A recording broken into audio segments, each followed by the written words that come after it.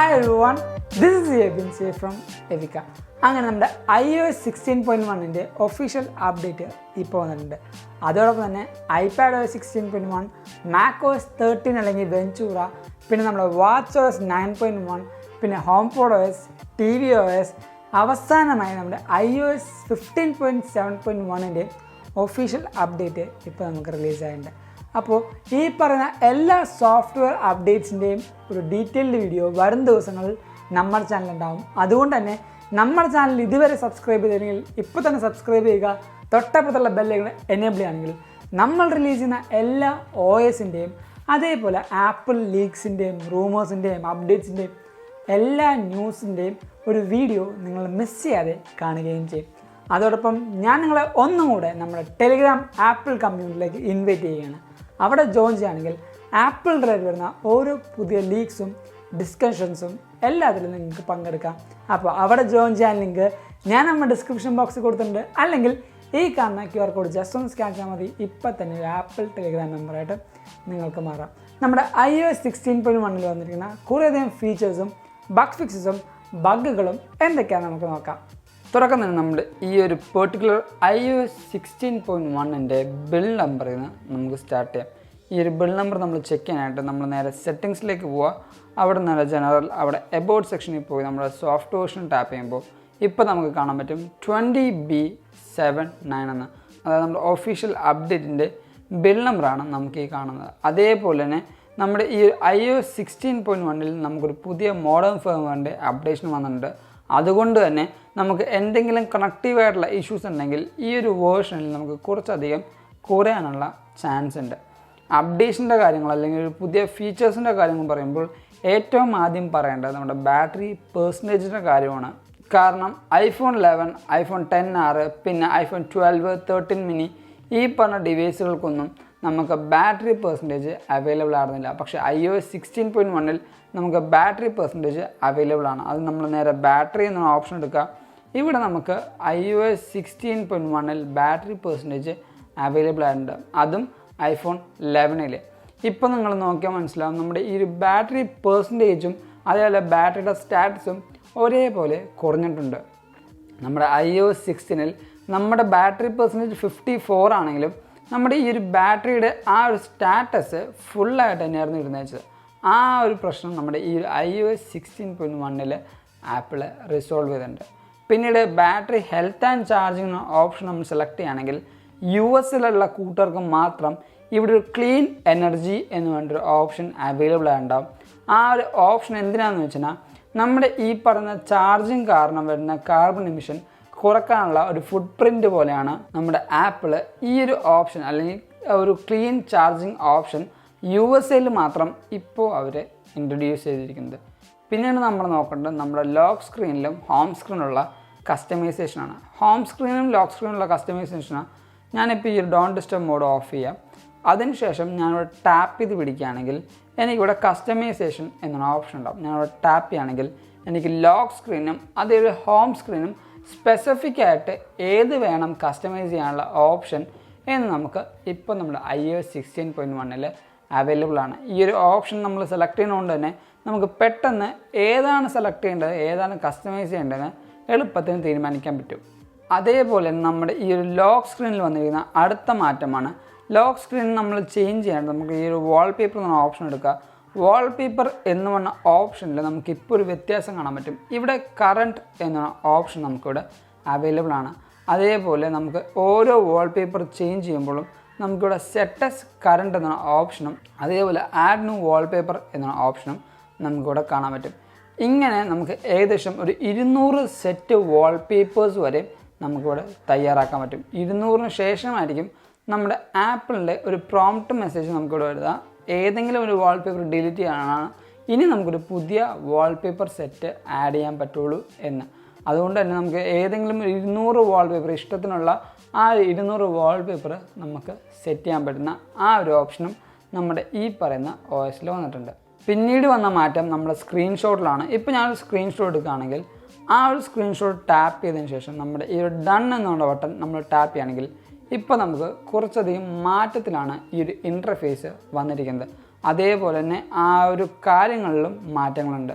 Save to photo, save to file, save to quick note, copy and delete screenshot എന്നീ പറഞ്ഞ different ആയിട്ടുള്ള actions നമ്മുടെ ഈ പറയുന്ന സ്ക്രീൻഷോട്ടിലും നമുക്കിപ്പോൾ അവൈലബിൾ ആയിട്ടുണ്ട്. പിന്നീട് സെറ്റിങ്സിൽ തന്നെ നമുക്ക് വേറൊരു കാര്യം വന്നിരിക്കുന്നത്, നമ്മുടെ സെറ്റിങ്സിൽ ആപ്പ് സ്റ്റോർ എടുക്കുകയാണെങ്കിൽ ആപ്പ് സ്റ്റോറിൽ നമുക്ക് ഇപ്പോൾ ഇൻ ആപ്പ് കോണ്ടൻറ്റ് എന്ന് പറഞ്ഞൊരു ഓപ്ഷൻ ഇപ്പോൾ അവൈലബിൾ ആണ്. ഇൻ ആപ്പ് കോണ്ടൻറ്റ് എന്ന് പറയുമ്പോൾ നമ്മളൊരു ആപ്പ് നമ്മൾ ഡൗൺലോഡ് ചെയ്യുമ്പോൾ ആ ഒരു ആപ്പിന് ഇനീഷ്യലി വേണ്ട കുറേയധികം ഫയൽസ് ഉണ്ടാകും. ആ ഫയൽസ് എല്ലാം നമ്മുടെ ഈ ഒരു ഡൗൺലോഡ് ചെയ്യുന്ന ആപ്പിൻ്റെ കൂടെ തന്നെ ആ ഒരു ഡാറ്റാസും കംപ്ലീറ്റ് ആയിട്ട് ഡൗൺലോഡ് ആവുന്നതായിരിക്കും. ആ ഒരു ഓപ്ഷനാണ് നമ്മുടെ ഈ പറയുന്ന ഇൻ ആപ്പ് കോണ്ടൻറ്റ് എന്ന് പറയുന്ന ഈ ഒരു ഓപ്ഷൻ എന്ന് പറയുന്നത്. പിന്നീട് നമ്മുടെ ഫോക്കസിലും നമുക്ക് ചെറിയൊരു മാറ്റം വന്നിട്ടുണ്ട്. ഈ ഒരു മാറ്റം എന്താണെന്ന് വെച്ചാൽ നമ്മുടെ ഫോക്കസ് മോഡ് ഓൺ ചെയ്യുക. ഫോക്കസ് മോഡ് ഓൺ ചെയ്തിട്ട് നമ്മുടെ ഈ ഒരു പ്ലസ് ബട്ടൺ നമ്മൾ ടാപ്പ് ചെയ്യുക. പ്ലസ് ബട്ടൺ ടാപ്പ് ചെയ്യുമ്പോൾ നമുക്ക് കുറച്ചധികം ഓപ്ഷൻസ് ഇവിടെ ഏതെങ്കിലും ഫോക്കസ് മോഡ് നമ്മൾ ആഡ് ചെയ്യണമെന്ന് ചോദിക്കുമ്പോൾ നമ്മളിപ്പോൾ ഗെയിമിംഗ് ആഡ് ചെയ്യുകയാണെങ്കിൽ ആ ഒരു ഗെയിമിങ്ങിനനുസരിച്ചുള്ള ഒരു ഇൻ്റർഫേസ് അല്ലെങ്കിൽ ആ ഒരു UI-യിലെ മാറ്റം നമുക്കിവിടെ വന്നിട്ടുണ്ട്. അതേപോലെ തന്നെ നമ്മളിപ്പോൾ വേറെ ഏതെങ്കിലും എടുക്കുകയാണ്, ഇപ്പോൾ മൈൻഡ്ഫുൾനെസ് എടുക്കുകയാണ്, അതിനനുസരിച്ചുള്ള ആ ഒരു ഓപ്ഷൻ. പിന്നെ പേഴ്സണൽ എടുക്കുകയാണെങ്കിൽ അതനുസരിച്ചുള്ള ഒരു UI. പിന്നെ നമ്മളിപ്പോൾ റീഡിങ് എടുക്കുകയാണെങ്കിൽ അതനുസരിച്ചുള്ള ഒരു UI. ഇതിൻ്റെ എല്ലാത്തിൻ്റെയും ഒരു ആനിമേഷൻ വർക്ക് ഇപ്പോൾ നമ്മുടെ ഫോക്കസ് മോഡിൽ വന്നിട്ടുണ്ട്. പിന്നീട് നമ്മൾ നോക്കുന്നത് നമ്മുടെ iCloudലെ ഷെയർ ലൈബ്രറിയാണ്. അതായത് നമ്മുടെ iOS 16 ആ ഒരു WWDC കീനോട്ടിൽ ആപ്പിൾ ഓൾറെഡി പറഞ്ഞായിരുന്നു നമ്മുടെ iCloud ഉപയോഗിച്ചുകൊണ്ട് ഏകദേശം 5 മെമ്പേഴ്സിന് ആ ഒരു iCloud ഫോട്ടോ ലൈബ്രറിയിൽ ജോയിൻ ചെയ്യാനും അതേപോലെ നമ്മൾ എടുക്കുന്ന ഫോട്ടോസ് റിയൽ ടൈമായിട്ട് അപ്ലോഡ് ചെയ്യാനും അതേപോലെ ആ ഒരു ഫാമിലി മെമ്പേഴ്സിനും ആ ഒരു iCloudലേക്ക് ഫോട്ടോസ് അപ്ലോഡ് ചെയ്യാൻ പറ്റുന്ന ഒരു ഓപ്ഷൻ. ആ ഒരു ഓപ്ഷൻ നമ്മൾ എങ്ങനെയാണ് എനേബിൾ ചെയ്യുന്നതെന്ന് വെച്ചാൽ നമ്മുടെ ഈ ഒരു ആപ്പിൽ ടാപ്പ് ചെയ്യുക. അതിനുശേഷം iCloud സെലക്ട് ചെയ്തിട്ട് നമ്മുടെ ഫോട്ടോസ് നമ്മൾ ഓപ്പൺ ചെയ്യുക.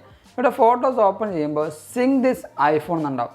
അത് ഞാൻ ഓൺ ചെയ്യുമ്പോൾ ഇപ്പോൾ എനിക്കൊരു ചെറിയൊരു മെസ്സേജ് വരും. അതെന്താണെന്ന് വെച്ചാൽ എൻ്റെ ഫോട്ടോസ് 61 GB ഉണ്ട്.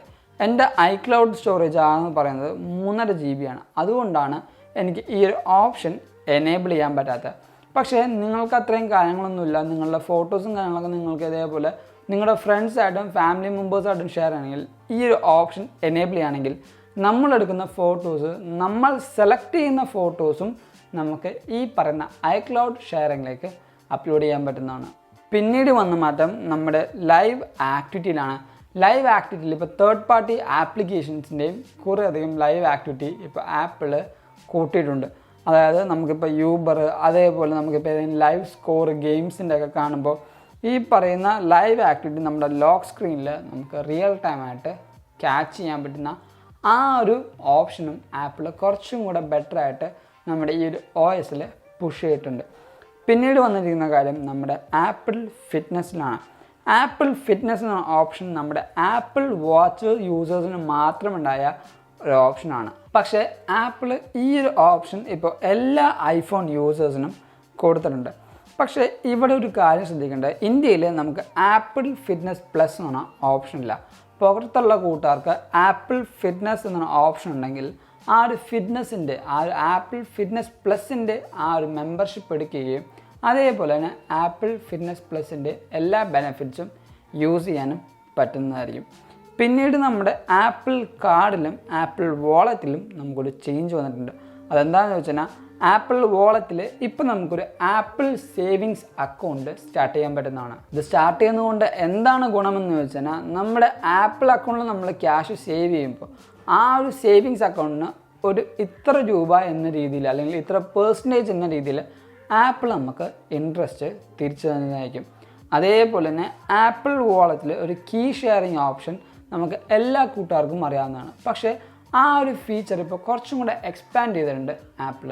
അതെന്താണെന്ന് വെച്ചാൽ നമ്മുടെ ഇപ്പോൾ ഏതെങ്കിലും റൂമിൻ്റെ കീ അതുപോലെ കാർ കീ പിന്നെ വീടിൻ്റെ കീ എന്തെങ്കിലും ഒരു കീ നമുക്ക് ഇപ്പോൾ നമ്മുടെ iMessage കൂടെ മാത്രമല്ല കുറച്ചധികം സോഷ്യൽ മീഡിയയിൽ കൂടെയും നമുക്ക് ഈ പറയുന്ന ആപ്പിൾ വാളറ്റിൻ്റെ കീ നമുക്ക് ഷെയർ ചെയ്യാൻ പറ്റുന്നതാണ്. പിന്നീട് ഞാൻ നിങ്ങളോട് പറയണമെന്ന് കരുതിയൊരു കാര്യം ഞാൻ വിട്ടുപോയത്, നമ്മുടെ ഈ പറയുന്ന ഐഫോൺ ചാർജ് ഇടുന്ന സമയത്ത് നമ്മുടെ പഴയ iOS 15 നമുക്ക് ചാർജ് ചെയ്യുമ്പോൾ ഈ ഒരു ഡേറ്റിൻ്റെ സ്ഥാനത്തും നമുക്ക് ഇവിടെയായിട്ട് ചാർജിങ് ഇത്ര പെർസെൻറ്റേജ് എന്ന് കാണിക്കുമായിരുന്നു. ആ ആ ഒരു ഓപ്ഷനും നമ്മുടെ ഈ പറയുന്ന iOS 16.1 ആപ്പിൾ തിരിച്ചു കൊണ്ടുവന്നിട്ടുണ്ട്. അപ്പോൾ ഇതൊക്കെയാണ് നമ്മുടെ ഈ പറയുന്ന പുതിയ അപ്ഡേഷൻസും പുതിയ ഫീച്ചേഴ്സും നമ്മുടെ iOS 16.1 വരുന്നത്. ഇനി പറയാനുള്ളതാണ് നമ്മുടെ ബഗ് ഫിക്സസിൻ്റെ കാര്യം. ബഗ് ഫിക്സസിൻ്റെ കാര്യത്തിൽ ഏറ്റവും ആദ്യം പറയേണ്ടതാണ് iOS 16 നമ്മൾ ഇൻസ്റ്റാൾ ചെയ്തതിന് ശേഷം നമ്മൾ ഏതെങ്കിലും ഒരു ടെക്സ്റ്റ് കോപ്പി ചെയ്തതിന് ശേഷം നമ്മൾ ഏതെങ്കിലും ഒരു സ്ഥലത്ത് പോയിട്ട് പേസ്റ്റ് ചെയ്യുകയാണെങ്കിൽ, നമ്മൾ പേസ്റ്റ് എന്ന് പറയുമ്പോൾ തന്നെ നമുക്ക് ഇവിടെ ഒരു ഓപ്ഷൻ വരുമായിരുന്നു, ഒരു പ്രോംപ്റ്റ് വരുമായിരുന്നു, പേസ്റ്റിന് നമുക്ക് അലോ ചെയ്യണോ ഡോണ്ട് അലോ ചെയ്യണമെന്ന്. ആ ഒരു അനോയിങ് ആയിട്ടുള്ള പ്രോംപ്റ്റ് നമ്മുടെ ഈ പറയുന്ന iOS 16.1 ആപ്പിൾ റിമൂവ് ചെയ്തിട്ടുണ്ട്. നമ്മുടെ അടുത്ത ബഗ് ഫിക്സ് വന്നിരിക്കുന്നത് മ്യൂസിക് ആപ്ലിക്കേഷനിലാണ്. മ്യൂസിക് ആപ്ലിക്കേഷനിൽ ഇപ്പോൾ ഞാനൊരു പാട്ട് പ്ലേ ചെയ്യാമെന്ന് കരുതുക. ഈ ഒരു പാട്ട് പ്ലേ ചെയ്ത് നമ്മുടെ ലോക്ക് സ്ക്രീനിൽ ചെല്ലുമ്പോൾ നമുക്കിവിടെ ഈ ഒരു മ്യൂസിക്കിൻ്റെ ഇൻഫോ കാണാൻ പറ്റും. നമ്മൾ ടാപ്പ് ചെയ്തു, അപ്പോൾ ആ ഒരു ആർട്ട് കവർ വലുതായിട്ടുണ്ട്. ഞാൻ നമ്മുടെ എല്ലാ iOS അപ്ഡേറ്റിലും പറഞ്ഞായിരുന്നു, ഞാൻ ഈ ഒരു മ്യൂസിക് ആർട്ടിൽ ടാപ്പ് ചെയ്യുമ്പോൾ ഈ ഒരു മ്യൂസിക് ആർട്ടിൻ്റെ ചെറിയ വേർഷൻ കിടന്ന് ചാടിക്കളിക്കുമായിരുന്നു. പക്ഷേ ഇപ്പോൾ നിങ്ങൾ കണ്ടപ്പോൾ ശ്രദ്ധിച്ചിട്ടുണ്ടാവും, ഈ ഒരു മ്യൂസിക് ആർട്ട് നല്ല സ്മൂത്തായിട്ടും നല്ല ഫ്ലോ ആയിട്ടാണ് പോകുന്നത്. ഒരു ചാടിക്കളിക്കലും ഈ ഒരു മ്യൂസിക്കിൻ്റെ ആ ഒരു ചെറിയ ചാടിക്കളിക്കുന്ന ബഗ് ആപ്പിൾ റിസോൾവ് ചെയ്തിട്ടുണ്ട്. എന്ത് സ്മൂത്തായിട്ടാണ് ഇപ്പോൾ ഈ ഒരു മ്യൂസിക്കിൻ്റെ ആ ഒരു ആർട്ട് കവർ പോകുന്നതെന്ന് നിങ്ങൾക്കിപ്പോൾ നോക്കുമ്പോൾ മനസ്സിലാവും. അതേപോലെ അടുത്ത ബഗ്ഗാണ് നമ്മുടെ, അല്ലെങ്കിൽ ബഗ് ഫിക്സ് ആണ്. കുറേയധികം കൂട്ടുകാർക്ക് ഈ ഒരു ബഗ് ഫിക്സ് വന്നിട്ടുണ്ട്, കുറച്ചധികം കൂട്ടുകാർക്ക് ഇപ്പോഴും ഈ ഒരു ബഗ് നിലവിലുണ്ട്. അതെന്താണെന്ന് വെച്ചാൽ നമ്മുടെ ഈ പറയുന്ന സ്റ്റോറേജിൻ്റെ ബഗ്ഗാണ്. നമ്മൾ സെറ്റിങ്സിലേക്ക് പോയി ജനറലിൽ പോയിട്ട് നമ്മുടെ ഐഫോൺ സ്റ്റോറേജ് എടുക്കുകയാണെങ്കിൽ കുറേയധികം കൂട്ടുകാർക്ക് ഈ ഒരു ബഗ് ഇപ്പോഴും നിലവിലുണ്ട്. കുറേയധികം കൂട്ടുകാർക്ക് ഈ ഒരു ബഗ് റിസോൾവ് ചെയ്തിട്ടുണ്ട്. ഏറ്റവും വലിയ പ്രശ്നം എന്ന് വെച്ചാൽ നമ്മുടെ ഈ പറയുന്ന iOS ഡാറ്റയും സിസ്റ്റം ഡാറ്റയിലുമാണ് ഏറ്റവും വലിയ പ്രശ്നം വരുന്നത്. ഇപ്പോൾ iOS ഡാറ്റ എടുക്കുകയാണെങ്കിൽ 8.89 GB ആണ് ഈ പറയുന്ന iOS ഡാറ്റ നമുക്ക് വരുന്നത്. നമ്മുടെ സിസ്റ്റം ഡാറ്റ നോക്കുകയാണെങ്കിൽ എനിക്കും അതേ, കുറേയധികം കൂട്ടുകാർക്കും അതെ, ഈ സിസ്റ്റം ഡാറ്റ ഇങ്ങനെ കടന്ന് കറങ്ങിക്കൊണ്ടിരിക്കും. നമ്മൾ എടുക്കുകയാണെങ്കിൽ അതിൽ വരുന്നതായിരിക്കും ഈ പറയുന്ന 1 ബൈറ്റ് എന്ന് പറയുന്ന ഈ ഒരു റിസൾട്ടും. ഈ ഒരു സിസ്റ്റം ഡാറ്റ കുറേ കൂട്ടുകാർക്ക് ലോഡ് ചെയ്യുന്നില്ല. അതേപോലെ തന്നെ അത്യാവശ്യം കണ്ടമാനം രീതിക്ക് നമ്മുടെ ഈ പറഞ്ഞ സ്റ്റോറേജും ആപ്പിൾ ഡിവൈസിൽ കൺസ്യൂം ചെയ്യുന്നുണ്ട്. പിന്നീട് വന്ന ബഗ് ഫിക്സ് ആണ് നമ്മുടെ ഈ പറയുന്ന iMessageൽ വന്നത്.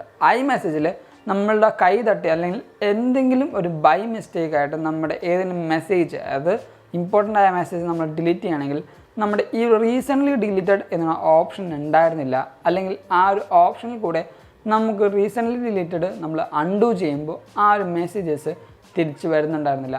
ആ ഒരു ബഗ്ഗും നമ്മുടെ ആപ്പിൾ ഈ പറയുന്ന iOS 16.1 റിസോൾവ് ചെയ്തിട്ടുണ്ട്.